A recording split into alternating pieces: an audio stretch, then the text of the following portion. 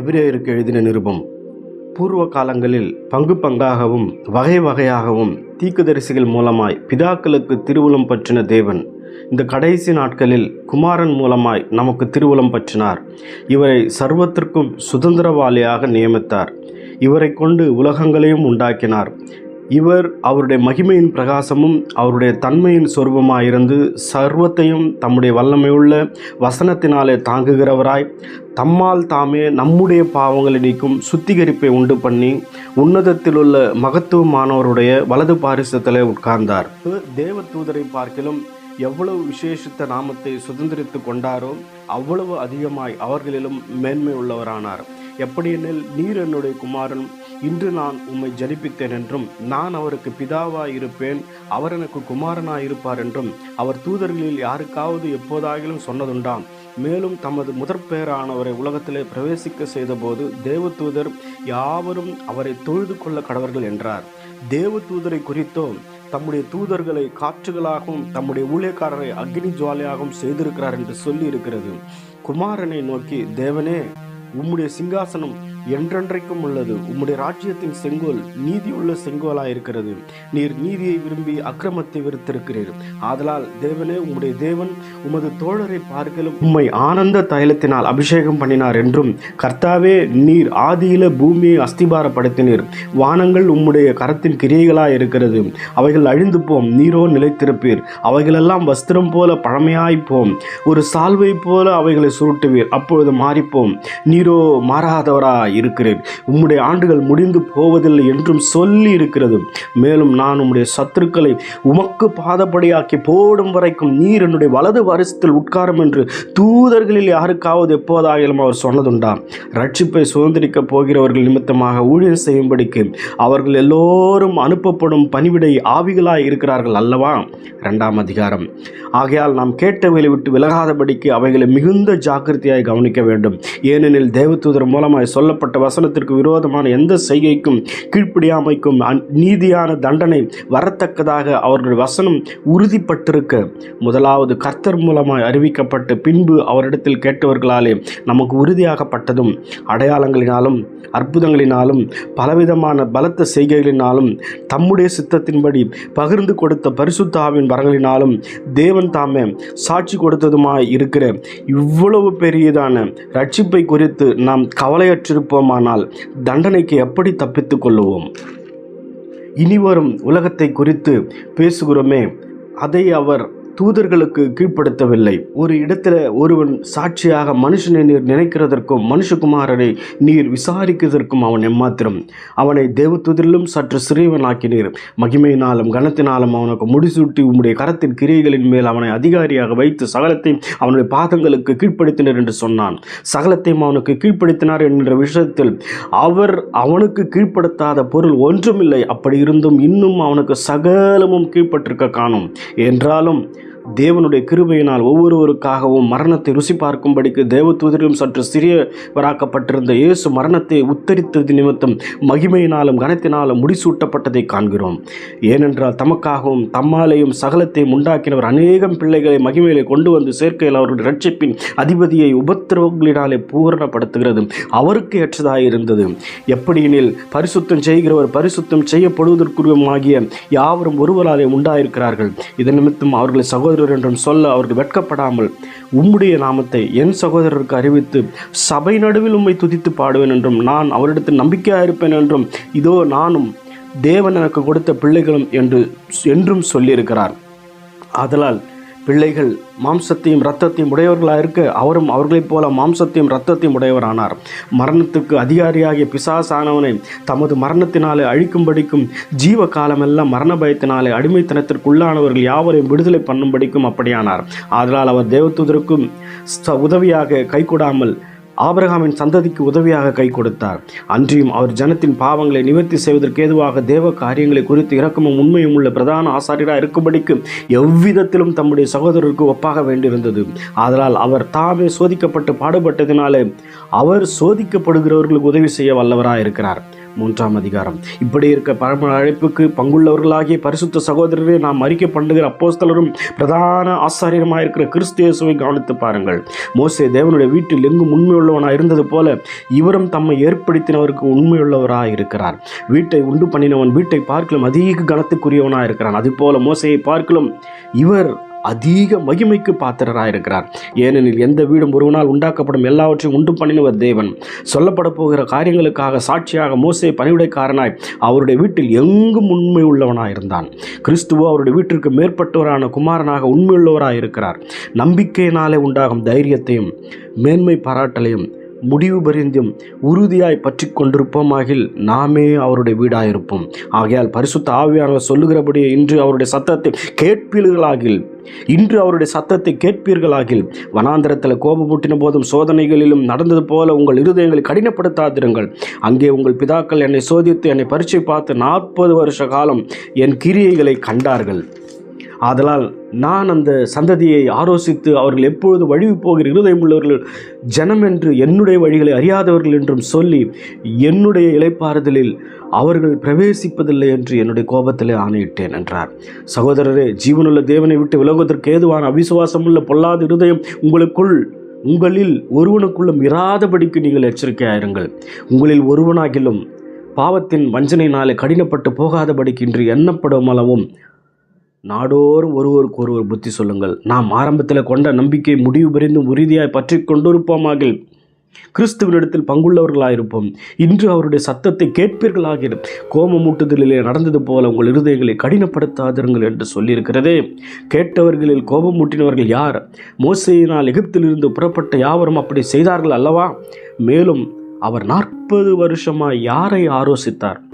பாவம் செய்தவர்களே அல்லவா? அவர்களுடைய சவங்கள் வனாந்திரத்தில் வீழ்ந்து போயிற்றல்லவா? பின்னும் என்னுடைய இளைப்பாறுதலில் பிரவேசிப்பதில்லை என்று அவர் யாரை குறித்து ஆணையிட்டார்? கீழ்ப்படியாதவர்களை குறித்ததல்லவா? ஆதலால் அவ்விசுவாசத்தினால அவர்கள் அதில் பிரவேசிக்க கூடாமல் போனார்கள் என்று பார்க்கிறோம். 4ஆம் அதிகாரம். ஆனபடினாலே அவருடைய இளைப்பாறுதலில் பிரவேசிப்பதற்கு ஏதுவான வாக்குத்தத்தம் நமக்கு உண்டாயிருக்க உங்களில் ஒருவனும் அதை அடையாமல் பின்வாங்கி போவானாக காணப்படாதபடிக்கு பயந்திருக்க கடவோம். ஏனெனில் சுவிசேஷம் அவர்களுக்கு அறிவிக்கப்பட்டது போல நமக்கும் அறிவிக்கப்பட்டது. கேட்டவர்கள் விசுவாசம் இல்லாமல் கேட்டபடினால் அவர்கள் கேட்ட வசனம் அவர்களுக்குள் பிரயோஜனப்படவில்லை. விசுவாசித்தவர்களாகிய நாமோ அந்த இளைப்பாறுதலில் பிரவேசிக்கிறோம். அவருடைய கிரியைகள் உலக தோற்றத்தில் முடிந்திருந்தும் உலக தோற்றம் முதல் முடிந்திருந்தும் இவர்கள் என்னுடைய இளைப்பாறுதலில் பிரவேசிப்பதில்லை என்று என்னுடைய கோபத்திலே ஆணையிட்டேன் என்றார். மேலும் தேவன் தம்முடைய கிரியைகள் எல்லாம் முடித்து 7ஆம் நாளிலே ஓய்ந்திருந்தார் என்று 7ஆம் நாளை குறித்து ஓரிடத்தில் சொல்லியிருக்கிறார். அன்றியும் அவர்கள் என்னுடைய இளைப்பாறுதலில் பிரவேசிப்பதில்லை என்று அந்த இடத்தில் தானே சொல்லியிருக்கிறார். ஆகையால் சிலர் அதில் பிரவேசிப்பது இன்னும் வரப்போகிற காரியமாயிருக்கிறபடியினாலும் சுவிசேஷத்தை முதலாவது கேட்டவர்கள் கீழ்ப்படியாமையினாலே அதில் பிரவேசியாமல் போனபடியினாலும் இன்று அவருடைய சத்தத்தை கேட்பீர்களாவில் உங்கள் இருதயங்களை கடினப்படுத்தாதீர்கள் என்று வெகு காலத்திற்கு பின்பு தாவீதின் சங்கீதத்தில் சொல்லியிருக்கிறபடி இன்று என்று சொல்வதனால பின்னும் ஒரு நாளை குறித்திருக்கிறார். இயேசுவா அவர்களை இளைப்பாறுதலுக்கு உட்படுத்தியிருந்தால் பின்பு அவர் வேறொரு நாளை குறித்து சொல்லியிருக்க மாட்டாரே. ஆகையால் தேவனுடைய ஜனங்களுக்கு இளைப்பாறுகிற காலம் இனி வருவதாக இருக்கிறது. ஏனெனில் அவருடைய இளைப்பாறுதலை பிரவேசித்தவன் தேவன் தம்முடைய கிரியைகளை முடித்து ஓய்ந்தது போல தானும் தன் கிரியைகளை முடித்து ஓய்ந்திருப்பான். ஆகையால் அந்த திருஷ்டாந்தத்தின்படி ஒருவனாகிலும் கீழ்ப்படியாமையினால் விழுந்து போகாதபடிக்கு நாம் இந்த இளைப்பாறுதல் பிரவேசிக்க ஜாக்கிரதையாக இருக்க கடவும். தேவனுடைய வார்த்தையானது ஜீவனும் வல்லமையும் உள்ளதாயும் இருபுறமும் கருக்குள்ள எந்த பட்டயத்திலும் கருக்கானதாயும் ஆத்மாவையும் ஆவியையும் கணுக்களையும் ஊனையும் பிரிக்கத்தக்கதாக உருவு குத்துகிறதாயும் இருதயத்தின் நினைவுகளையும் யோசனைகளையும் வகையிருக்கிறதாயும் இருக்கிறது. அவருடைய பார்வைக்கு மறைவான சிருஷ்டி ஒன்றுமில்லை. சகலமும் அவருடைய கண்களுக்கு முன்பாக நிர்வாணமாயும் வெளியரங்கமாயும் இருக்கிறது. அவருக்கே நாம் கணக்கு ஒப்பிக்க வேண்டும். வானங்களின் வழியாய் பரதேசத்திற்கு போன தேவகுமாரனாக இயேசு என்னும் மகா பிரதான ஆசாரியர் நமக்கு இருக்கிறபடியினால் நாம் பண்ணின அறிக்கையை உறுதியாய் பற்றி கொண்டிருக்க கடவும். நம்முடைய பலவீனங்களை குறித்து பரிதபிக்க கூடாத பிரதான ஆசாரியர் நமக்கு இராமல் எவ்விதத்திலும் நம்மை போல சோதிக்கப்பட்டும் பாவம் இல்லாதவராயிருக்கிற பிரதான ஆசாரியரே நமக்கு இருக்கிறார்.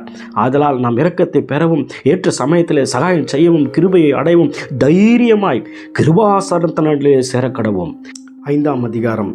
அன்றியும் மனுஷரில் தெரிந்து கொள்ளப்பட்ட எந்த பிரதான ஆசாரியனும் பாவங்களுக்காக காணிக்கைகளையும் பலிகளையும் செலுத்தும்படி மனுஷருக்காக தேவ காரியங்களை பற்றி நியமிக்கப்படுகிறான். நானும் பலவீனம் உள்ளபடியினாலே அறியாதவர்களுக்கும் நெறி தப்பி போனவர்களுக்கும் இறங்கத்தக்கவனாயிருக்கிறான். அது நிமித்தம் அவன் ஜனங்களுடைய பாவங்களுக்காக பலியிட வேண்டியது போல தன்னுடைய பாவங்களுக்காகவும் பலியிட வேண்டியதாயிருக்கிறது. மேலும் ஆரோனைப் போல தேவனால் அழைக்கப்பட்டாலுடைய ஒருவனும் இந்த கனமான ஊழியத்திற்கு தானாய் ஏற்படுகிறதில்லை. அந்தபடியே கிறிஸ்துவும் பிரதான ஆசாரியராயிருக்கிறதற்கு தம்மை தாமே உயர்த்தவில்லை. நீர் என்னுடைய குமாரன், இன்று நான் உன்னை ஜனிப்பித்தேன் என்று அவரோட சொன்னவரே அவரை உயர்த்தினார்.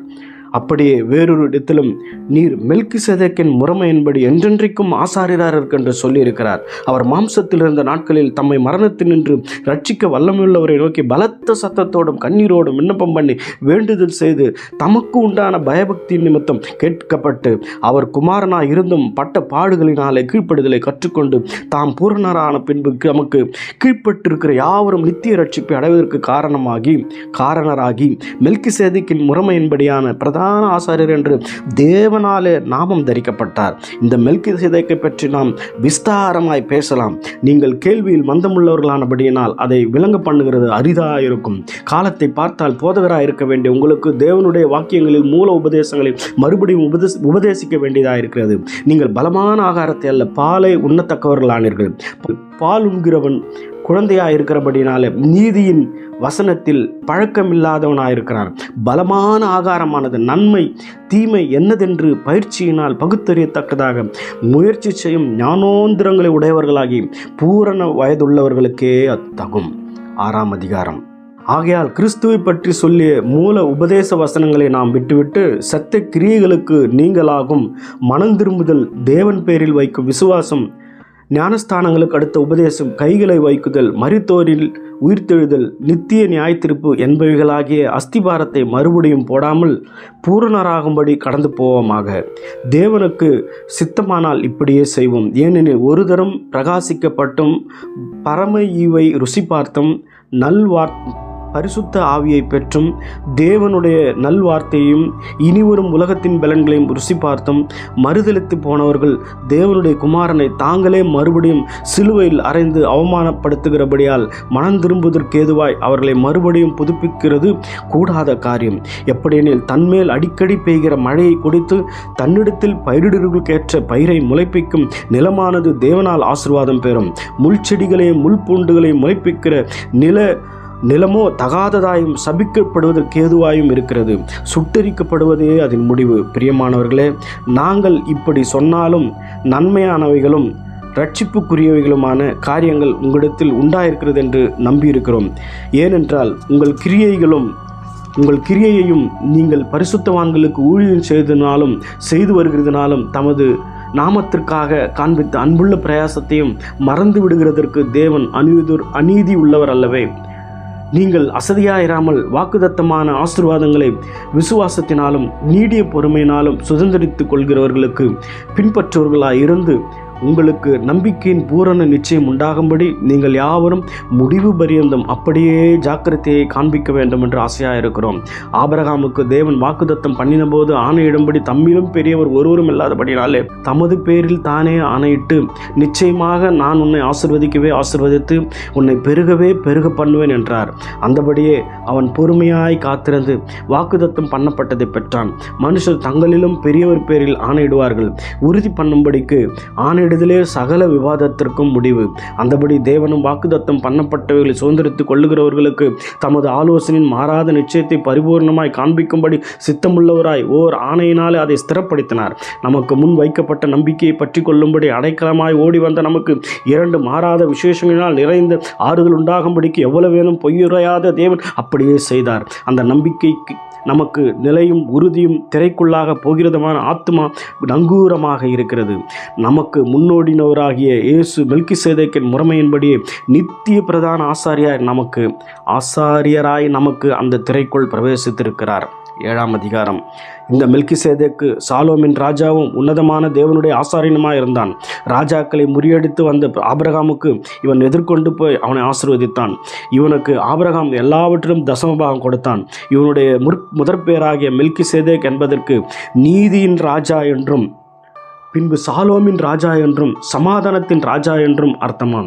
இவன் தகப்பனும் தாயும் வம்ச வரலாறும் இல்லாதவன். இவன் நாட்களின் துவக்கமும் ஜீவனின் முடிவு உடையவனாய் இராமல் என்றென்றைக்கும் ஆசாரியனாக நிலைத்திருக்கிறான். இவன் எவ்வளவு பெரியவனாய் இருக்கிறான் பாருங்கள். கோத்திர தலைவனாகிய ஆபிரகாம் முதலாய் கொள்ளையிடப்பட்ட பொருள்களில் இவனுக்கு தசமபாகம் கொடுத்தான். லேவியின் புத்திரரில் ஆசாரியத்துவத்தை அடைகிறவர்களும் ஆபிரகாமின் அறையிலிருந்து வந்த தங்கள் சகோதரனான ஜனங்களின் கையிலே நியாயப்பிரமாணத்தின்படி தசமபாகம் வாங்குவதற்கு கட்டளை பெற்றிருக்கிறார்கள். ஆகிலும் அவருடைய வம்ச வரிசையில் வராதவனாகிய இவன் ஆபிரகாமின் கையில் தசமபாகம் வாங்கி வாக்குத்தத்தங்களை பெற்றவனை ஆசீர்வதித்தான். சிறியவன் பெரியவனாலே ஆசீர்வதிக்கப்படுவான், அதற்கு சந்தேகமில்லை. அன்றியும் இங்கே மரிக்கிற மனுஷர்கள் தசமபாகம் வாங்குகிறார்கள், அங்கேயோ பிழைத்திருக்கிறான் என்று சாட்சி பெற்றவன் வாங்கினான். அன்றியும் மெல்கிசேதேக்கு ஆபிரகாமுக்கு எதிர்கொண்டு போன போது லேவியனானவன் தன் தகப்பனுடைய அறையில் இருந்தபடியால் தசமபாகம் வாங்குகிற அவனும் ஆபிரகாமின் மூலமாய் தசமபாகம் கொடுத்தான் என்று சொல்லலாம். அல்லாமலும் இஸ்ரவேல் ஜனங்கள் லேவி கோத்திர ஆசாரிய முறைமைக்குட்பட்டிருக்கிறது அல்லவா? நியாயப்பிரமாணத்தை பெற்றார்கள். அந்த ஆசாரிய முறைமையினாலே பூரணப்படுதல் உண்டாயிருக்குமானால் ஆரோனுடைய முறைமையின்படி அழைக்கப்படாமல் மெல்கிசேதேக்கினுடைய முறைமையின்படி அழைக்கப்பட்ட வேறொரு ஆசாரியர் எழும்ப வேண்டுவதென்ன? ஆசாரியத்துவம் மாற்றப்பட்டிருக்குமே, ஆனால் நியாயப்பிரமாணமும் மாற்றப்பட வேண்டியதாகும். இவைகள் எவரை குறித்து சொல்லப்பட்டிருக்கிறதோ அவர் வேறொரு கோத்திரத்துக்குள்ளானவராக இருக்கிறாரே, அந்த கோத்திரத்தில் ஒருவனாகிலும் பலிபடுத்து ஊழியம் செய்ததில்லையோ? நம்முடைய கர்த்தர் யூதா கோத்திரத்தில் தோன்றினார் என்பது பிரசித்தமாயிருக்கிறது. அந்த கோத்திரத்தாரை குறித்து மோசே ஆசாரியத்துவத்தை பற்றி ஒன்றும் சொல்லவில்லை. அல்லாமலும் மெல்கிசேதேக்குக்கு ஒப்பாய் வேறொரு ஆசாரியார் எழும்புகிறார் என்று சொல்லியிருப்பதினால் மேற் சொல்லியது மிகவும் பிரசித்தமாய் விளங்குகிறது. ஆகிய அவர் மாம்ச சம்பந்தமான கட்டளையாகிய நியாயப்பிரமாணத்தின்படி ஆசாரியராய் ஆகாமல் நீர் மெல்கிசேதேக்கின் முறைமையின்படி என்றென்றைக்கும் ஆசாரியராய் இருக்கிறீர் என்று சொல்லிய சாட்சிக்கு தக்கதாக அழியாத ஜீவனுக்குரிய வல்லமையின்படி ஆசாரியரானார். முந்தின கட்டளை பலவீனம் உள்ளதும் பயனற்றுமாய் இருந்தது நிமித்தம் மாற்றப்பட்டது. நியாயப்பிரமாணமானது ஒன்றையும் பூரணப்படுத்தவில்லை, அதிக நன்மையான நம்பிக்கையை வருவிப்பதோ பூரணப்படுத்துகிறது. அந்த நம்பிக்கையினாலே தேவனிடத்தில் சேருகிறோம். அன்றியும் அவர்கள் ஆணை இல்லாமல் ஆசாரியராக்கப்படுகிறார்கள். இவரோ நீர் மெல்கிசேதேக்கின் முறைமையின்படி என்றென்றைக்கும் ஆசாரியரார் இருக்கிறீர் என்று கர்த்தர் ஆணையிட்டார். மனம் மாறாமலும் இருப்பார் என்று தம்முடைய சொன்னவராலே ஆணையோடு ஆசாரியரானார். ஆனதால் இயேசுவானவர் ஆணையின்படியே ஆசாரியராக்கப்பட்டது எவ்வளவு விசேஷித்த காரியமோ அவ்வளவு விசேஷித்த உடன்படிக்கைக்கு பிணையாளி ஆனார். அன்றியும் அவர்கள் மரணத்தின் நிமித்தம் நிலைத்திருக்க கூடாதவர்கள் ஆனபடியினால் ஆசாரியராக்கப்படுகிறவர்கள் அநேகராயிருக்கிறார்கள். இவரோ என்றென்றைக்கும் நிலைத்திருக்கிறபடியினாலே மாறி போகாத ஆசாரியத்துவம் உள்ளவராயிருக்கிறார். மேலும் தமது மூலமாய் தேவனிடத்தில் சேருகிறவர்களுக்காக வேண்டுதல் செய்யும்படிக்கு அவர் எப்போதும் உயிரோடு இருக்கிறவராகையால் அவர்களை முற்று மூடிய ரட்சிக்க வல்லவருமாய் இருக்கிறார். பரிசுத்தரும் குற்றமற்றவரும் மாசில்லாதவரும் பாவிகளுக்கு விலகினவரும் வானங்களில் உயர்ந்தவருமாய் இருக்கிற இவ்விதமான பிரதான ஆசாரியரே நமக்கு ஏற்றவராய் இருக்கிறார். அவர் பிரதான ஆசாரியர்களைப் போல முன்பு சொந்த பாவங்களுக்காகவும் பின்பு ஜனங்களுடைய பாவங்களுக்காகவும் நாடோறும் பலியிட வேண்டுவதில்லை. ஏனெனில் தம்மை தாமே பலியிட்டதினாலே இதை ஒரே தரம் செய்து முடித்தார். நியாயப்பிரமாணமானது பலவீனம் உள்ள மனுஷர்களை பிரதான ஆசாரியராக ஏற்படுத்துகிறது. நியாயப்பிரமாணத்திற்கு பின்பு உண்டான ஆணையோடு விளங்கின வசனமோ என்றென்றைக்கும் பூரண குமாரனை ஏற்படுத்துகிறது. 8ஆம் அதிகாரம்.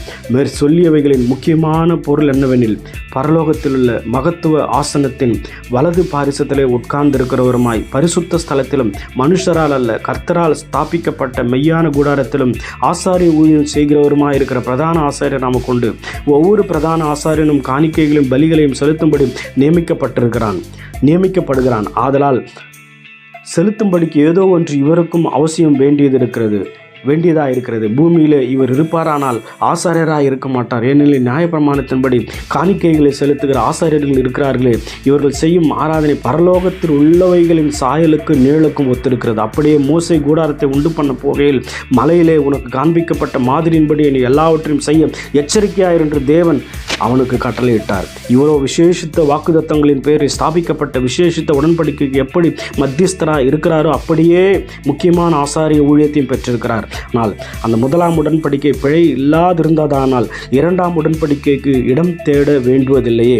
அவர்களை குற்றப்படுத்தி அவர்களை நோக்கி, இதோ கர்த்தர் சொல்லுகிறது என்னவெனில், இஸ்ரவேல் குடும்பத்தோடும் யூதா குடும்பத்தோடும் நான் புது உடன்படிக்கை ஏற்படுத்தும் காலம் வருகிறது. அவர்களுடைய பிதாக்களை எகிப்து தேசத்திலிருந்து கொண்டு வரும்படிக்கு நான் அவர்களுடைய கையை பிடித்த நாளிலே அவர்களோடு பண்ணின உடன்படிக்கை போல இது இருப்பதில்லை. அந்த உடன்படிக்கையிலே அவர்கள் நிலைநிற்கவில்லையே, நானும் அவர்களை புறக்கணித்தேன் என்று கர்த்தர் சொல்லுகிறார். அந்த நாட்களுக்கு பின்பு நான் இஸ்ரவேல் குடும்பத்தாரோடு பண்ணும் உடன்படிக்கையாவது என்னுடைய பிரமாணங்களை அவர்களுடைய மனதில் வைத்து அவர்களுடைய இருதயங்களிலே அவைகளை எழுதுவேன். நான் அவர்கள் தேவனாயிருப்பேன், அவர்கள் என் ஜனமாயிருப்பார்கள். அப்பொழுது சிறியவன் முதற்கொண்டு பெரியவன் வரைக்கும் எல்லாரும் என்னை அறிவார்கள். ஆகையால் கர்த்தரை அறிந்து கொள் என்று ஒருவன் தன் அயலானுக்கும் ஒருவன் தன் சகோதரனுக்கும் போதிக்க வேண்டியதில்லை. ஏனெனில் நான் அவர்கள் அநியாயங்களை கிருபையாய் மன்னித்து அவர்கள் பாவங்களையும் அக்கிரமங்களையும் இனி நினையாமல் இருப்பேன் என்று கர்த்தர் சொல்லுகிறார். புது உடன்படிக்கை என்று அவர் சொல்லுகிறதுனால முந்தினதை பழமையாக்கினார். பழமையானதும் நாள்பட்டதுமாயிருக்கிறது, உருவழித்து போக காலம் சமீபத்திருக்கிறது. 9ஆம் அதிகாரம். அன்றியும் முதலாம் உடன்படிக்கையானது ஆராதனைக்கேற்ற முறைமைகளும் பூமிக்குரிய பரிசுத்த ஸ்தலமும் உடையதாயிருந்தது. எப்படியெனில் ஒரு கூடாரம் உண்டாக்கப்பட்டிருந்தது. அதன் முந்தின பாகத்தில் குத்துவிளக்கும் மேசையும் தேவ சமூக தப்பங்களும் இருந்தன. அது பரிசுத்த ஸ்தலம் என்னப்படும். இரண்டாம் திரைக்குள்ளே மகா பரிசுத்த ஸ்தலம் என்னப்பட்ட கூடாரம் இருந்தது. அதிலே பொன்னார் செய்த தூப கலசமும் முழுவதும் பொற்தகடு பொதிந்திருக்கப்பட்ட உடன்படிக்கை பெட்டியும் இருந்தன. அந்த பெட்டியிலே மன்னா வைக்கப்பட்ட பொற்பாத்திரமும் ஆரோனுடைய தளிர்த்த கோலும் உடன்படிக்கையின் கற்பலகைகளும் இருந்தன. அதற்கு மேலே மகிமையுள்ள கேருபீன்கள் வைக்கப்பட்டு கிருபாசனத்திட்டை நேலிட்டிருந்தன. இவைகளை குறித்து விவரமாய் பேச இப்பொழுது சமயமில்லை. இவைகள் இவ்விதமாய் ஆயத்தமாக்கப்பட்டிருக்க ஆசாரியர்கள் ஆராதனை முறைமைகளை நிறைவேற்றும்படிக்கு முதலாம் கூடாரத்தில் நித்தமும் பிரவேசிப்பார்கள். இரண்டாம் கூடாரத்தில் பிரதான ஆசாரியன் மாத்திரம் வருஷத்திற்கு ஒரு தரம் இரத்தத்தோடு பிரவேசித்து அந்த இரத்தத்தை தனக்காகவும் ஜனங்களுடைய தப்பிதங்களுக்காகவும் செலுத்துவான். அதனாலே முதலாம் கூடாரம் நிற்கும் அளவும் பரிசுத்த ஸ்தலத்திற்கு போகிற மார்க்கம் இன்னும் வெளிப்படவில்லை என்று பரிசுத்த ஆவியானவர் தெரியப்படுத்தியிருக்கிறார். அந்த கூடாரம் இக்காலத்திற்கு உதவுகிற ஒப்பனையாயிருக்கிறது. அதற்கேற்றபடியே செலுத்தப்பட்டு வருகிற காணிக்கைகளும் பலிகளும் ஆராதனை செய்கிறவனுடைய மனசாட்சியை பூரணப்படுத்தக்கூடாதவைகளாம். இவைகள் சீர்திருத்தல் உண்டாக்கும் காலம் வரைக்கும் நடந்தேறும்படி கட்டளிடப்பட்ட போஜன பானங்களும் பலவித ஸ்தானங்களும் சரீரத்துக்கேற்ற சடங்குகளுமே அல்லாமல் வேறல்ல. கிறிஸ்துவானவர் வரப்போகிற நன்மைகளுக்குரிய பிரதான ஆசாரியராய் வெளிப்பட்டு கையினால் செய்யப்பட்டதாகிய இந்த சிருஷ்டி சம்பந்தமான கூடாரத்தின் வழியாக அல்ல, பெரிதும் உத்தமமான கூடாரத்தின் வழியாகவும் வெள்ளாட்டுக்கடா இளங்காலை இவைகளுடைய இரத்தத்தினாலே அல்ல, தம்முடைய சொந்த இரத்தத்தினாலும் ஒரே தரம் மகா பரிசுத்த ஸ்தலத்திலே பிரவேசித்து நித்திய மீட்பை உண்டு பண்ணினார். அது எப்படியெனில் காலை வெள்ளாட்டுக்கடா இவைகளின் இரத்தமும் தீட்டுப்பட்டவர்கள் மேல் தெளிக்கப்பட்ட கடாரியின் சாம்பலும் சரீர சுத்தி உண்டாகபடி பரிசுத்தப்படுத்துமானால் நித்திய ஆவியினாலே தம்மைத்தாமே பழுதற்ற பலியாக தேவனுக்கு ஒப்பு கொடுத்த கிறிஸ்துவுடைய இரத்தம் ஜீவனுள்ள தேவனுக்கு ஊழியம் செய்வதற்கு உங்கள் மனசாட்சியை செத்த கிரியைகளை கலர சுத்திகரிப்பது எவ்வளவு நிச்சயம். ஆகையால் முதலாம் உடன்படிக்கையின் காலத்தில் நடந்த அக்கிரமங்களை நிவர்த்தி செய்யும் பொருட்டு அவர் மரணம் அடைந்து அழைக்கப்பட்டவர்கள் வாக்குத்தத்தம் பண்ணப்பட்ட நித்திய சுதந்திரத்தை அடைந்து கொள்வதற்காக புது உடன்படிக்கையின் மத்தியஸ்தராக இருக்கிறார். ஏனென்றால் எங்கே மரணாசனம் உண்டோ அங்கே அந்த சாசனத்தை எழுதினவனுடைய மரணமும் உண்டாக வேண்டும். எப்படியெனில் மரணம் உண்டான பின்பே மரணாசனம் உறுதிப்படும். அதை எழுதினவன் உயிரோடு இருக்கையில் அதற்கு பலனில்லையே. அந்தபடி முதலாம் உடன்படிக்கும் இரத்தமில்லாமல் பிரதிஷ்டை பண்ணப்படவில்லை. எப்படியெனில் மோசே நியாயப்பிரமாணத்தின்படி சகல ஜனங்களுக்கும் எல்லா கட்டளைகளையும் சொன்ன பின்பு இளங்காலை வெள்ளாட்டுக்கடா இவைகளின் இரத்தத்தை தண்ணீரோடும் சிவப்பான ஆட்டுமயிரோடும் ஈசோப்போடும் கூட எடுத்து புஸ்தகத்தின் மேலும் ஜனங்கள் எல்லாரும் மேலும் தெளித்து தேவன் உங்களுக்கு கட்டளையிட்ட உடன்படிக்கையின் ரத்தம் இதுவே என்று சொன்னான். இவ்விதமாக கூடாரத்தின் மேலும் ஆராதனைக்குரிய சகல பனிமுட்டுகளின் மேலும் இரத்தத்தை தெளித்தான். நியாயப்பிரமாணத்தின்படி கொஞ்சம் குறைய எல்லா இரத்தத்தினாலே சுத்திகரிக்கப்படும், எல்லாம் இரத்தத்தினாலே சுத்திகரிக்கப்படும். இரத்தம் சிந்துதல் இல்லாமல் பாவ மன்னிப்பு உண்டாகாது. ஆதலால் பரலோகத்தில் உள்ளவைகளுக்கு சாயலானவைகள் இப்படிப்பட்ட பலிகளினாலே சுத்திகரிக்கப்பட வேண்டியதாக இருக்கிறது. பரலோகத்தில் உள்ளவைகள் எவைகளோ இவைகளிலும் விசேஷித்த பலிகளாலே சுத்திகரிக்கப்பட வேண்டியதாமே. அந்தபடி மெய்யான பரிசுத்த ஸ்தலத்துக்கு அடையாளமான கையினால் செய்யப்பட்டதாக இருக்கிற பரிசுத்த ஸ்தலத்திலே கிறிஸ்துவானவர் பிரவேசியாமல் பரலோகத்தில் தானே இப்பொழுது நமக்காக தேவனுடைய சமூகத்தில் பிரத்யட்சமாகும்படி பிரவேசித்திருக்கிறார். பிரதான ஆசாரியன் அந்நிய இரத்தத்தோடு வருஷந்தோறும் பரிசுத்த ஸ்தலத்துக்குள் பிரவேசிக்கிறது போல அவர் அநேக தரம் தம்மை பலியிடும்படிக்கு பிரவேசிக்கவில்லை. அப்படி இருந்ததானால் உலகம் உண்டானது முதற்கொண்டு அவர் அநேக தரம் பாடுபட வேண்டியதாக இருக்குமே. அப்படியல்ல, அவர் தம்மைத்தாமே பலியிடுகிறதுனால பாவங்களை நமக்கு நீக்கும் பொருட்டாக இந்த கடைசி காலத்தில் ஒரே தரம் வெளிப்பட்டார். அன்றியும் ஒரே தரம் மரிப்பதும் பின்பு நியாயத்தீர்ப்படைவதும் மனுஷருக்கு நியமிக்கப்பட்டிருக்கிறபடியே கிறிஸ்துவும் அநேகருடைய பாவங்களை சுமந்து தீர்க்கும்படிக்கு ஒரே தரம் பலியிடப்பட்டு தமக்காக காத்து கொண்டிருக்கிறவர்களுக்கு ரட்சிப்பை அருளும்படி இரண்டாம் தரம் பாவமில்லாமல் தரிசனமானார். 8ஆம் அதிகாரம். இப்படி இருக்க நியாயப்பிரமாணமானது வரப்போகிற நன்மைகளின் பொருளாயிராமல் அவைகளின் நிழலாய் மாத்திரம் இருக்கிறபடியால் வருஷந்தோறும் இடைவிடாமல் செலுத்தப்பட்டு வருகிற ஒரே விதமான பலிகளினாலே அவைகளை செலுத்த வருகிறவர்களை ஒரு காலம் பூரணப்படுத்த மாட்டாது. பூரணப்படுத்துமானால் ஆராதனை செய்கிறவர்கள் ஒரே தரம் சுத்தமாக்கப்பட்ட பின்பு இன்னும் பாவங்கள் உண்டென்று உணர்த்தும் மனசாட்சி அவர்களுக்கு இல்லாதிருப்பதினாலே அந்த பலிகளை செலுத்துகிறது நிறுத்தப்படும் அல்லவா? அப்படி நிறுத்தப்பட்டபடியால் பாவங்கள் உண்டென்று அவைகளினாலே வருஷந்தோறும் நினைவு கூறுதல் உண்டாயிருக்கிறது. அல்லாமலும் காளை, வெள்ளாட்டுக்கடா இவைகளுடைய இரத்தம் பாவங்களை நிவர்த்தி செய்ய மாட்டாது. ஆகையால் அவர் உலகத்தில் பிரவேசிக்கும் போது பலியையும் காணிக்கையையும் நீர் விரும்பவில்லை. ஒரு சரீரத்தை எனக்கு ஆயத்தம் பண்ணினீர். சர்வாங்க தகன பலிகளும் பாவ நிவாரண பலிகளும் உமக்கு பிரியமானதல்ல என்றீர். அப்பொழுது நான், தேவனே, உம்முடைய சித்தத்தின்படி செய்ய இதோ வருகிறேன், புஸ்தக சுருளில் என்னை குறித்து எழுதியிருக்கிறது என்று சொன்னேன் என்றார். நியாயப்பிரமாணத்தின்படி செலுத்தப்பட்டு வருகிற பலிகளை குறித்து மேற்சொல்லியபடி பலியையும் காணிக்கையும் சர்வாங்க தகன பலிகளையும் பாவ நிவாரண பலிகளையும் நீர் விரும்பவில்லை, அவைகள் உமக்கு பிரியமானதல்ல என்று சொன்ன பின்பு, தேவனே, உம்முடைய சித்தத்தின்படி செய்ய இதோ வருகிறேன் என்று சொன்னார். இரண்டாவதை நிலைநிறுத்துவதற்கு முதலாவதை நீக்கி போடுகிறார். இயேசு கிறிஸ்துவனுடைய சரீரம் ஒரே தரம் பலியிடப்பட்டதினாலே அந்த சித்தத்தின்படி நாம் பரிசுத்தமாக்கப்பட்டிருக்கிறோம். அன்றியும் எந்த ஆசாரியனும் நாடோறும் ஆராதனை செய்கிறவனாயும் பாவங்களை ஒரு காலம் நிவர்த்தி செய்யக்கூடாத ஒரே வித பலிகளை அநேக தரம் செலுத்தி வருகிறவனாயும் நிற்பான். இவரோ பாவங்களுக்காக ஒரே பலியை செலுத்தி என்றென்றைக்கும் தேவனுடைய வலது பாரிசத்தில் உட்கார்ந்து இனி தம்முடைய சத்துருக்களை தமது பாதப்படி ஆகி போடும் வரைக்கும் காத்து கொண்டிருக்கிறார். ஏனெனில் பரிசுத்தமாக்கப்படுகிறவர்களை ஒரே பலியினாலே இவர் என்றென்றைக்கும் பூரணப்படுத்தி இருக்கிறார். இதை குறித்து பரிசுத்த ஆவியானவரும் நமக்கு சாட்சி சொல்லுகிறார். எப்படியெனில், அந்த நாட்களுக்கு பின்பு நான் அவர்களோடு பண்ணும் உடன்படிக்கை யாவது, நான் என்னுடைய பிரமாணங்களை அவர்களுடைய இருதயங்களில் வைத்து அவைகளை அவர்களுடைய மனதில் எழுதுவேன் என்று கர்த்தர் சொல்லுகிறார் என்பதை உரைத்த பின்பு அவர்களுடைய பாவங்களையும் அவர்களுடைய அக்கிரமங்களையும் நான் இனி நினைப்பதில்லை என்பதை சொல்லுகிறார். இவைகள் மன்னிக்கப்பட்டதுண்டானால் இனி பாவத்தின் நிமித்தம் பலி செலுத்தப்படுவதில்லையே.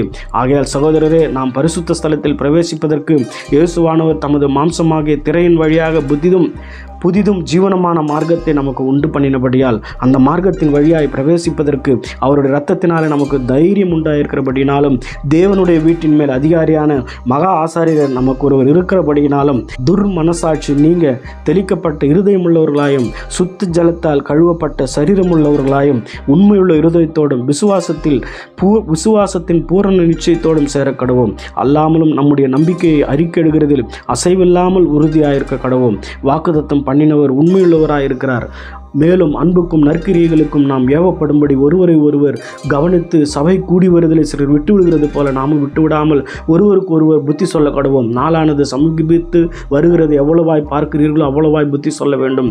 சத்தியத்தை அறியும் அறிவை அடைந்த பின்பு நாம் மனப்பூர்வமாய் பாவம் செய்வர்களாய் இருந்தால் பாவங்கள் நிமித்தம் செலுத்தத்தக்க வேறொரு பலி இனி இராமல் நியாய தீர்ப்பு வரும் என்று பயத்தோடு எதிர்பார்க்கிறதிலும் விரோதிகளை பட்சிக்கும் கோபாக்கினமே இருக்கும். மோசேயினுடைய பிரமாணத்தை தள்ளுகிறவன் இரக்கம் பெறாமல் 2-3 சாட்சிகளின் வாக்கினாலே சாகிறானே. தன்னை பரிசுத்தம் செய்த உடன்படிக்கையின் இரத்தத்தை அசுத்தம் என்று எண்ணி கிருபையின் ஆவியை நிந்திக்கிறவன் எவ்வளவு கொடிதான ஆக்கினைக்கு பாத்திரவானாயிருப்பான் என்பதை யோசித்து பாருங்கள். பழிவாங்குதல் எனக்குரியது, நானே பதில் செய்வேன் என்று கர்த்தர் சொல்லுகிறார் என்றும் கர்த்தர் தம்முடைய ஜனங்களை நியாயந்தீர்ப்பார் என்றும் சொன்னவர் இன்னார் என்று அறிவோம். ஜீவனுள்ள தேவனுடைய கைகளில் விழுகிறது பயங்கரமாக இருக்குமே. முந்தின நாட்களை நினைத்து கொள்ளுங்கள். நீங்கள் பிரகாசமாக்கப்பட்டிருந்த அந்த நாட்களில் உபத்திரவங்களாகிய மிகுந்த போராட்டத்தை சகித்தீர்களே. நிந்தைகளாலும் உபத்திரவங்களாலும் நீங்கள் வேடிக்கையாக்கப்பட்டதும் அல்லாமல் அப்படி நடத்தப்பட்டவர்களுக்கு பங்காளிகளும் ஆனீர்கள். நான் கட்டப்பட்டிருக்கேன், நீங்கள் என்னை குறித்து பரிதபித்ததுமின்றி பரலோகத்தில் அதிக மேன்மையும் நிலையுள்ளதுமான சுதந்திரம் உங்களுக்கு உண்டென்று அறிந்து உங்கள் ஆஸ்திகளையும் சந்தோஷமாய் கொள்ளையிட கொடுத்தீர்கள். ஆகையால் மிகுந்த பலனுக்கு ஏதுவான உங்கள் தைரியத்தை விட்டுவிடாதிருங்கள். நீங்கள் தேவனுடைய சித்தத்தின்படி செய்து வாக்குத்தத்தம் பண்ணப்பட்டதை பெரும்படிக்கு பொறுமையும் உங்களுக்கு வேண்டியதாக இருக்கிறது. வருகிறவர் இன்னும் கொஞ்சம் காலத்தில் வருவார், தாமதம் பண்ணார். விசுவாசத்தினாலே நீதிமான் பிழைப்பான், பின்வாங்கி போவானானால் அவன் மேல் என் ஆத்துமா பிரியமாயிராது என்கிறார். நாமோ கெட்டுப்போக பின்வாங்கிறதற்குள்ளாய் இடாமல் ஆத்துமா ஈடேற விசுவாசிகளாய் இருக்கிறோம். 11ஆம் அதிகாரம். விசுவாசமானது நம்பப்படுகிறவர்கள் உறுதியும் காணப்படாதவர்கள் நிச்சயமாக இருக்கிறது. அதனால் முன்னோர்கள் நற்சாட்சி பெற்றார்கள். விசுவாசத்தினாலே நாம் உலகங்கள் தேவனுடைய வார்த்தையினால் உண்டாக்கப்பட்டதென்றும் இவ்விதமாய் காணப்படுகிறவைகள் தோன்றப்படுகிறவர்களால் உண்டாகவில்லை என்றும் அறிந்திருக்கிறோம். விசுவாசத்தினால் ஆபேல் காயனுடைய பலியிலும் மேன்மையான பலியை தேவனுக்கு செலுத்தினான். அதனாலே அவன் நீதிமான் ஆனான் என்று சாட்சி பெற்றான். அவனுடைய காணிக்கைகளை குறித்து தேவனே சாட்சி கொடுத்தார். அவன் மரித்தும் இன்னும் பேசுகிறான். விசுவாசத்தினாலே ஏனோக்கு மரணத்தை காணாதபடிக்கு எடுத்துக்கொள்ளப்பட்டான். தேவன் அவனை எடுத்துக்கொண்டபடினாலே அவன் காணப்படாமற் போனான். அவன் தேவனுக்கு பிரியமானவன் என்று அவன் எடுத்துக்கொள்ளப்படுவதற்கு முன்னமே சாட்சி பெற்றான். விசுவாசம் இல்லாமல் தேவனுக்கு பிரியமாய் இருப்பது கூடாத காரியம். ஏனென்றால் தேவனிடத்தில் சேருகிறவன் அவர் உண்டென்றும் அவர் தம்மை தேடுகிறவர்களுக்கு பலன் அளிக்கிறவர் என்றும் விசுவாசிக்க வேண்டும். விசுவாசத்தினாலே நோவா தற்காலத்தில் காணாதவர்கள் குறித்து தேவ எச்சரிப்பு பெற்று பயபக்தி உள்ளவனாகி தன் குடும்பத்தை ரட்சிப்பதற்கு பேழை உண்டு பண்ணினான். அதனாலே அவன் உலகம் ஆக்கினைக்கு உள்ளானது என்று தீர்த்து விசுவாசத்தினால் உண்டாகும் நீதிக்கு சுதந்திரவாளி ஆனான். விசுவாசத்தினாலே ஆபிரகாம் தான் சுதந்திரமாக பெறப்போகிற இடத்திற்கு போகும்படி அழைக்கப்பட்ட போது கீழ்ப்படிந்து தான் போகும் இடம் என்னதென்று அறியாமல் புறப்பட்டு போனான். விசுவாசத்தினாலே அவன் வாக்குத்தத்தம் பண்ணப்பட்ட தேசத்தில் பரதேசியாய் போல சஞ்சரித்து அந்த வாக்குத்தத்திற்கு உடன் சுதந்திரராகிய ஈசாக்கோடும் யாக்கோப்போடும் கூடாரங்களில் குடியிருந்தான்.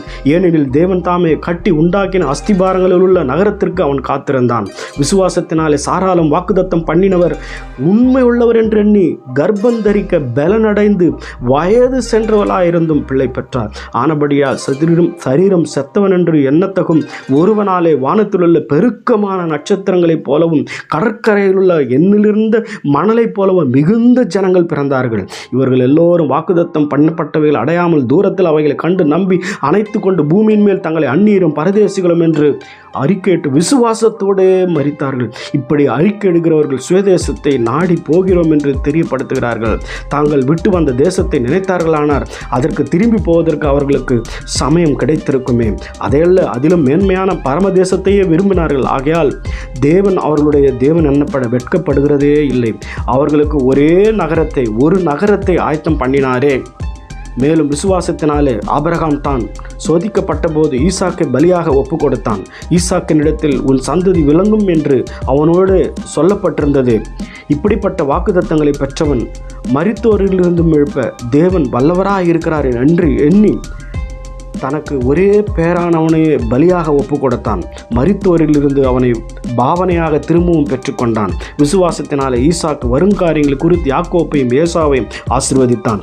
விசுவாசத்தினாலே யாக்கோப்பு தன் மரணகாலத்தில் யோசேப்பினுடைய குமாரர் இருவரையும் ஆசீர்வதித்து தன் கோலின் முனையிலே சாய்ந்து தொழுது கொண்டான். விசுவாசத்தினாலே யோசேப்பு இஸ்ரவேல் புத்திரர் எகிப்து தேசத்தை விட்டு புறப்படுவார்கள் என்பதை பற்றி தன் அந்நிய காலத்தில் பேசி தன் எலும்புகளை குறித்து கட்டளை கொடுத்தான். மோசே பிறந்தபோது அவனுடைய தாய் தகப்பன்மார் அவனை அழகுள்ள பிள்ளை என்று கண்டு விசுவாசத்தினாலே ராஜாவினுடைய கட்டளைக்கு பயப்படாமல் அவனை 3 மாதம் ஒலித்து வைத்தார்கள். விசுவாசத்தினாலே மோசே தான் பெரியவனான போது பார்வோனுடைய குமார்த்தி மகன் எண்ணப்படுவதை வெறுத்து அனித்தியமான பாவ சந்தோஷங்களை அனுபவிப்பதை பார்க்கலாம் தேவனுடைய ஜனங்களுடைய துன்பத்தை அனுபவிப்பதை தெரிந்து கொண்டு இனிவரும் பலன் மேல் நோக்கமாயிருந்து எகிப்தில் உள்ள பொக்கிஷங்களிலும் கிறிஸ்துவின் நிமித்தம் வரும் நிந்தையை அதிக பாக்கியம் என்று எண்ணினான். விசுவாசத்தினால் அவன் அதரிசனமானவரை தரிசிக்கிறது போல உறுதியாய் இருந்து ராஜாவின் கோபத்துக்கு பயப்படாமல் எகிப்தை விட்டு போனான். விசுவாசத்தினாலே முதற்பேரானவைகளை சங்ககரிக்கிறவன் இஸ்ரவேலை தொடாதபடி அவன் பஸ்காவையும் ரத்தம் பூசுதலாகிய நியமத்தையும் ஆசரித்தான். விசுவாசத்தினால அவர்கள் சிவந்த சமுத்திரத்தை உலர்ந்த தரையை கடந்து போவது போல கடந்து போனார்கள். எகிப்தியர் அப்படி செய்ய துணிந்து அமிழ்ந்து போனார்கள். விசுவாசத்தினால் எரிகோ பட்டணத்தின் மதில்கள் 7 நாள் சுற்றி வரப்பட்டு வீழ்ந்தது. விசுவாசத்தினால ராகாப் என்னும் பேசி வேவுக்காரரை சமாதானத்தோடு ஏற்றுக்கொண்டு கீழ்ப்படியாதவர்களோடு கூட சேதமாகாதிருந்தாள். பின்னும் நான் என்ன சொல்லுவேன்? கிதியோன், பாராக், சிம்சோன், எப்தா, தாவீது, சாமுவேல் என்பவர்களையும் தீர்க்கதரிசிகளையும் குறித்து நான் விவரம் சொல்ல வேண்டுமானால் காலம் போதாது. விசுவாசத்தினால் அவர்கள் ராஜ்யங்களை ஜெயித்தார்கள், நீதியை நடப்பித்தார்கள், வாக்குத்தத்தங்களை பெற்றார்கள், சிங்கங்களின் வாய்களை அடைத்தார்கள், அக்னியின் உக்கிரகத்தை அவிழ்த்தார்கள், பட்டய கருக்குகளுக்கு தப்பினார்கள், பல வீணத்திலே பலன்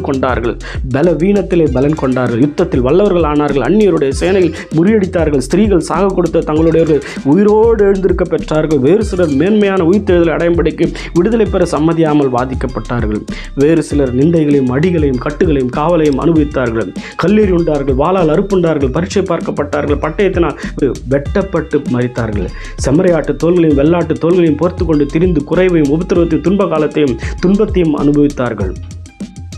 உலகம் அவர்களுக்கு பாத்திரமாக இருக்கவில்லை. அவர்கள் வனாந்தரங்களிலேயும் மலைகளிலேயும் குகைகளிலேயும் பூமியின் வெடிப்புகளிலேயும் சிதறுண்டு அலைந்தார்கள். இவர்கள் எல்லோரும் விசுவாசத்தினாலே நற்சாட்சி பெற்று வாக்குத்தத்தம் பண்ணப்பட்டதை அடையாமற் போனார்கள். அவர்கள் நம்மையல்லாமல் பூரணராகாதபடிக்கு விசேஷித்த நன்மையானதொன்றை தேவன் நமக்கென்று முன்னதாக நியமித்திருந்தார். 12ஆம் அதிகாரம். ஆகையால் மேகம் போன்ற இத்தனை திரளான சாட்சிகள் நம்மை சூழ்ந்து கொண்டிருக்க பாரமான யாவற்றையும் நம்மை சுற்றி நெருங்கி நிற்கிற பாவத்தையும் தள்ளிவிட்டு விசுவாசத்தை துவக்குகிறவரும் முடிக்கிறவருமாய் இருக்கிற இயேசுவை நோக்கி நமக்கு நியமித்திருக்கிற ஓட்டத்தில் பொறுமையோடு ஓடக்கடவோம். அவர் தமக்கு முன் வைத்திருந்த சந்தோஷத்தின் பொருட்டு அவமானத்தை எண்ணாமல் சிலுவையை சகித்து தேவனுடைய சிங்காசனத்தின் வலது பாரிசத்தில் விற்றிருக்கிறார். ஆகையால் நீங்கள் இளைப்புள்ளவர்களாய் உங்கள் ஆத்துமாக்களிலே சோர்ந்து போகாதபடிக்கு தமக்கு விரோதமாய் பாவிகளால் செய்யப்பட்ட இவ்விதமான விபரீதங்களை சகித்த அவரே நினைத்து கொள்ளுங்கள். பாவத்திற்கு விரோதமாய் போராடுகிறதில் இரத்தம் சிந்தப்படத்தக்கதாக நீங்கள் இன்னும் எதிர்த்து நிற்கவில்லையே. அன்றியும் என் மகனே, கர்த்தருடைய சிட்சையை அற்பமாக எண்ணாதே. அவரால் கடிந்து கொள்ளப்படும் போது சோர்ந்து போகாதே. கர்த்தர் எவனிடத்தில் அன்பு கூறுகிறாரோ அவனையே அவர் சிட்சித்து தாம் சேர்த்து கொள்ளுகிற எந்த மகனையும் தண்டிக்கிறார் என்று பிள்ளைகளுக்கு சொல்லுகிறது போல உங்களுக்கு சொல்லி இருக்கிற புத்திமதியை மறந்தீர்கள்.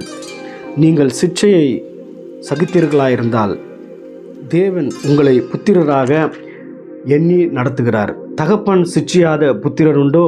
எல்லாருக்கும் கிடைக்கும் சிட்சை உங்களுக்கு கிடையாதிருந்தால் நீங்கள் புத்திரராயிராமல் வேசியின் பிள்ளைகளாயிருப்பீர்களே. அன்றியும் நம்முடைய சரீரத்தின் தகப்பன்மார்கள் நம்மை சிட்சிக்கும்போது அவர்களுக்கு நாம் அஞ்சி நடந்திருக்க நாம் பிழைக்கத்தக்கதாக ஆவிகளின் பிதாவுக்கு வெகு அதிகமாய் அடங்கி நடக்க வேண்டுமல்லவா? அவர்கள் தங்களுக்கு நலமானதென்று தோன்றினபடி கொஞ்ச காலம் சிட்சித்தார்கள். இவரோ தம்முடைய பரிசுத்தத்துக்கு நாம் பங்குள்ளவர்களாகும் பொருட்டு நம்முடைய பிரயோஜனத்துக்காகவே நம்மை சிட்சிக்கிறார். எந்த சிட்சையும் தற்காலத்தில் சந்தோஷமாய் காணாமல் துக்கமாய் காணும். ஆகிலும் பிற்காலத்தில் அதில் பழகினவர்களுக்கு அது நீதியாகிய சமாதான பலனை தரும். ஆகையினால் நெகிழ்ந்த கைகளையும் தளர்ந்த முழங்கால்களையும் நீங்கள் திரும்ப நிமிர்த்தி முடமாயிருக்கிறது பிசகி போகாமல் சொஸ்தமாகும்படிக்கு உங்கள் பாதங்களுக்கு வழிகளை செவைப்படுத்துங்கள்.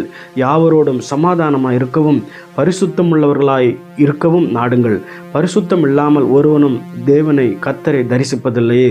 ஒருவனும் தேவனுடைய கிருபையை இழந்து போகாதபடிக்கும் யாதொரு கசப்பான வேர் முளைத்தெழும்பி கலக்கம் உண்டாக்குகிறதுனாலே அநேகர் தீட்டுப்படாதபடிக்கும் ஒருவனும் வேசி கள்ளனாகவும் ஒருவேளை போஜனத்துக்காக தன் சேஷ்ட புத்திரபாகத்தை விற்று போட்ட ஏசாவை போல சீர்கெட்டவனாகவும் இராதபடிக்கும் எச்சரிக்கையாயிருங்கள்.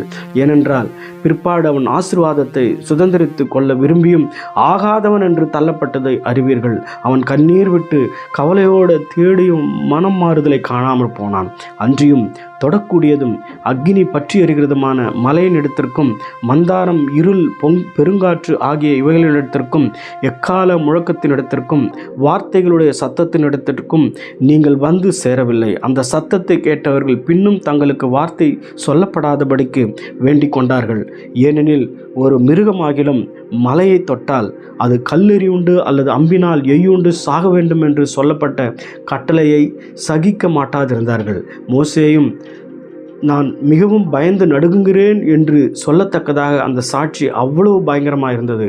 நீங்களோ சீயோன் மலையினிடத்திற்கும் ஜீவனுள்ள தேவனுடைய நகரமாகிய பரம எருசலேமினிடத்திற்கும் 1000-10,000 தேவதூதர்களிடத்திற்கும் பரலோகத்தில் பேரெழுதியிருக்கிற முதற்பேரானவர்களின் சர்வ சங்கமாகிய சபையினிடத்திற்கும் யாவருக்கும் நியாயாதிபதியாகிய தேவனிடத்திற்கும் பூரணராக்கப்பட்ட நீதிமான்களுடைய ஆவிகளினிடத்திற்கும் புது உடன்படிக்கையின் மத்தியஸ்தராகிய இயேசுவினிடத்திற்கும் ஆபேலினுடைய இரத்தம் பேசினதை பார்க்கிலும் நன்மையானவைகளை பேசுகிற இரத்தமாகிய தெளிக்கப்படும் இரத்தத்தினிடத்திற்கும் வந்து சேர்த்தீர்கள். பேசுகிறவருக்கு நீங்கள் செவி கொடுக்க மாட்டோம் என்று விலகாதபடி எச்சரிக்கையாயிருங்கள். ஏனெனில் பூமியிலே பேசினவருக்கு செவி கொடுக்க மாட்டோம் என்று விலகினவர்கள் தப்பி போகாமல் இருக்க பரலோகத்திலிருந்து பேசுகிறவரை நாம் விட்டு விலகினால் எப்படி தப்பிப்போம்? அவருடைய சத்தம் அப்பொழுது பூமியை அசைய பண்ணிற்று. இன்னும் ஒரு தரம் நான் பூமியை மாத்திரமல்ல வானத்தையும் அசைய பண்ணுவேன் என்று இப்பொழுது வாக்குத்தத்தம் செய்திருக்கிறார். இன்னும் ஒரு தரம் என்கிற சொல்லானது அசையாதவைகள் நிலைத்திருக்கத்தக்கதாக அசைவுள்ளவைகள் உண்டாக்கப்பட்டவைகள் போல் மாறிப்போகும் என்பதை குறிக்கிறது. ஆதலால் அசைவில்லாத ராஜ்யத்தை பெறுகிறவர்களாகிய நாம் பயத்தோடும் பக்தியோடும் தேவனுக்கு பிரியமாய் ஆராதனை செய்யும்படி கிருபையை பற்றி கொள்ள கடவோம். நம்முடைய தேவன் பட்சிக்கிற அக்கினியாய் இருக்கிறாரே. 13ஆம் அதிகாரம். சகோதர சிநேகம் நிலைத்திருக்க கடவது. அந்நியரை உபசரிக்க மறவாதிருங்கள். அதனால் சிலர் அறியாமல் தேவ தூதரையும் உபசரித்ததுண்டு. கட்டப்பட்டிருக்கிறவர்களோடு நீங்களும் கட்டப்பட்டவர்கள் போல அவர்களை நினைத்து கொள்ளுங்கள். நீங்களும் சரீரத்தோடு இருக்கிறவர்கள் என்று அறிந்து தீங்கு அனுபவிப்பவர்களை நினைத்து கொள்ளுங்கள். விவாகம் யாவருக்குள்ளும் கனமுள்ளதாயும் விவாக மஞ்சம் ஆசிசப்படாததாயும் இருப்பதாக. வேசி கல்லரையும் விபச்சாரக்காரரையும் தேவன் நியாயத்திருப்பார். நீங்கள் பண ஆசை இல்லாதவர்களாய் நடந்து உங்களுக்கு இருக்கிறவைகள் போதும் என்று எண்ணுங்கள். நான் உன்னை விட்டு விலகுவதும் இல்லை, உன்னை கைவிடுவதும் இல்லை என்று அவர் சொல்லியிருக்கிறாரு. அதனாலே நாம் தைரியம் கொண்டு கர்த்தர் எனக்கு சகாயர், நான் பயப்படேன், மனுஷன் எனக்கு என்ன செய்வான் என்று சொல்லலாமே. தேவ வசனத்தை உங்களுக்கு போதித்து உங்களை நடத்தினவர்களை நீங்கள் நினைத்து அவர்களுடைய நடக்கையின் முடிவை நன்றாய் சிந்தித்து அவர்களுடைய விசுவாசத்தை பின்பற்றுங்கள். இயேசு கிறிஸ்து நேற்றும் இன்றும் என்றும் மாறாதவராயிருக்கிறார். பலவிதமான அந்நிய போதனைகளால் அலைப்புண்டு திரியாதிருங்கள். போஜன பதார்த்தங்களினால் அல்ல, கிருபையினாலே இருதயம் ஸ்திரப்படுவது நல்லது. போஜன பதார்த்தங்களில் முயற்சி செய்கிறவர்கள் பலனடைவில்லையே. நமக்கு ஒரு பலிபிடம் உண்டு, அதற்குரியவைகளை புசிக்கிறதற்கு கூடாரத்தில் ஆராதனை செய்கிறவர்களுக்கு அதிகாரம் இல்லை. ஏனென்றால் எந்த மிருகங்களுடைய இரத்தம் பாவங்களின் நிமித்தமாக பரிசுத்த ஸ்தலத்திற்குள் பிரதான ஆசாரியனாலே கொண்டு வரப்படுகிறதோ அந்த மிருகங்களின் உடல்கள் பாளையத்திற்கு புறம்பே சுட்டரிக்கப்படும். அந்தபடியே இயேசுவும் தம்முடைய சொந்த இரத்தத்தினாலே ஜனத்தை பரிசுத்தம் செய்யும்படியாக நகர வாசலுக்கு புறம்பே பாடுபட்டார். ஆகையால் நாம் அவருடைய நிந்தையை சுமந்து பாளையத்திற்கு புறம்பே அவரிடத்திற்கு புறப்பட்டு போக கடவோம். நிலையான நகரம் நமக்கு இங்கே இல்லை, வரப்போகிறதையே நாடி தேடுகிறோம். ஆகையால் அவருடைய நாமத்தை துதிக்கும் உதடுகளின் கனியாகிய ஸ்தோத்திர பலி அவர் மூலமாக எப்பொழுதும் தேவனுக்கு செலுத்த கடவோம். அன்றியும் நன்மை செய்யவும் தான தர்மம் பண்ணவும் மறவாதிருங்கள். இப்படிப்பட்ட பலிகளின் மேல் தேவன் பிரியமாயிருக்கிறார். உங்களை நடத்துகிறவர்கள் உங்கள் ஆத்துமாக்களுக்கு உத்தரவாதம் பண்ணுவர்களாய் விழித்திருக்கிறவர்களானபடியால் அவர்கள் துக்கத்தோடு அல்ல சந்தோஷத்தோடு அதை செய்யும்படி அவர்களுக்கு கீழ்ப்படிந்து அடங்குங்கள். அவர்கள் துக்கத்தோடு அப்படி செய்தால் அது உங்களுக்கு பிரயோஜனமாக இருக்க மாட்டாது. எங்களுக்காக வேண்டிக் கொள்ளுங்கள். நாங்கள் நல் மனசாட்சி உள்ளவர்களாய் எல்லாவற்றிலும் யோக்கியமாய் நடக்க விரும்புகிறோம் என்று நிச்சயித்திருக்கிறோம். நான் அதிசீக்கிரமாய் உங்களிடத்தில் வரும்படிக்கு நீங்கள் இப்படி வேண்டிக் கொள்ளும்படி அதிகமாய் கேட்டுக்கொள்ளுகிறேன். நித்திய உடன்படிக்கையின் இரத்தத்தினால் ஆடுகளுடைய பெரிய மெய்ப்பரான நம்முடைய கர்த்தராகிய இயேசு மரித்தோரிலிருந்து எழும்பி வரப்பண்ணின சமாதானத்தின் தேவன் இயேசு கிறிஸ்துவை கொண்டு தமக்கு முன்பாக பிரியமானதை உங்களில் நடப்பித்து நீங்கள் தம்முடைய சித்தத்தின்படி செய்ய உங்களை சகலவித நற்கிரியிலும் சீர்பொருந்தினராக ஆக்குவாராக. அவருக்கே என்றென்றைக்கும் மகிமை உண்டாவதாக. ஆமென். சகோதரரே, நான் சுருக்கமாய் உங்களுக்கு எழுதின இந்த புத்திமதியான வார்த்தைகளை நீங்கள் பொறுமையுமாய் ஏற்றுக்கொள்ளும்படி வேண்டிக் கொள்கிறேன். சகோதரனாகிய தீமோத்தேயு விடுதலையாக்கப்பட்டான் அறிவீர்களாக. அவன் சீக்கிரமாய் வந்தால் அவனோடு கூட நான் வந்து உங்களை காண்பேன். உங்களை நடத்துகிறவர்களையும் பரிசுத்தவான்கள் யாவரையும் வாழ்த்துங்கள். இத்தாலியா தேசத்தார் யாவரும் உங்களுக்கு வாழ்த்துதல் சொல்லுகிறார்கள். கிருபையானது உங்கள் அனைவரோடும் கூட இருப்பதாக. ஆமென்.